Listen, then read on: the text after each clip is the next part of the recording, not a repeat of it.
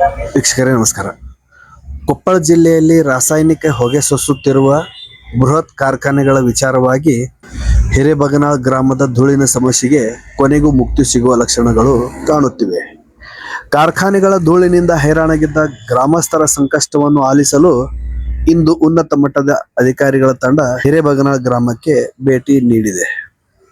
ಹೌದು, ರಾಜ್ಯ ಮಾಲಿನ್ಯ ನಿಯಂತ್ರಣ ಮಂಡಳಿ ಅಧ್ಯಕ್ಷರು ಹಾಗೂ ಮಂಡ್ಯ ಜಿಲ್ಲೆ ಮಳವಳ್ಳಿ ಕ್ಷೇತ್ರದ ಶಾಸಕರಾದ ಶ್ರೀ PM ನರೇಂದ್ರ ಸ್ವಾಮಿ ಅವರು ಇಂದು ಹಿರೇಬಗನಾಳ್ ಗ್ರಾಮದ ಪೀಡಿತ ಪ್ರದೇಶಗಳಿಗೆ ಭೇಟಿ ನೀಡಿ ಪರಿಶೀಲನೆ ನಡೆಸಿದರು.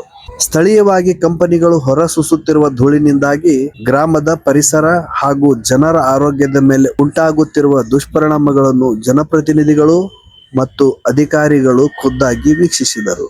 ಈ ಸಮಸ್ಯೆಗೆ ಕೂಡಲೇ ತಾಂತ್ರಿಕ ಪರಿಹಾರ ಕಂಡುಕೊಳ್ಳುವ ಬಗ್ಗೆ ಮತ್ತು ಮಾಲಿನ್ಯ ತಡೆಗೆ ಕಟ್ಟುನಿಟ್ಟಿನ ಕ್ರಮ ಕೈಗೊಳ್ಳುವ ಬಗ್ಗೆ ಚರ್ಚೆ ನಡೆಸಲಾಯಿತು. ಈ ಮಹತ್ವದ ಭೇಟಿಯ ಸಂದರ್ಭದಲ್ಲಿ ಮಾಜಿ ಸಂಸದರಾದ ಸಂಗಣ್ಣ ಕರಡಿ ಅವರು ಹಾಗೂ ಮಾಜಿ ಜಿಲ್ಲಾ ಪಂಚಾಯತ್ ಸದಸ್ಯರಾದ ಗೂಳಪ್ಪ ಹಲಗೇರಿ ಅವರು ಉಪಸ್ಥಿತರಿದ್ದರು. ಅಲ್ಲದೆ ಗ್ರಾಮಸ್ಥರ ಪರವಾಗಿ ದನಿ ಎತ್ತಿದರು.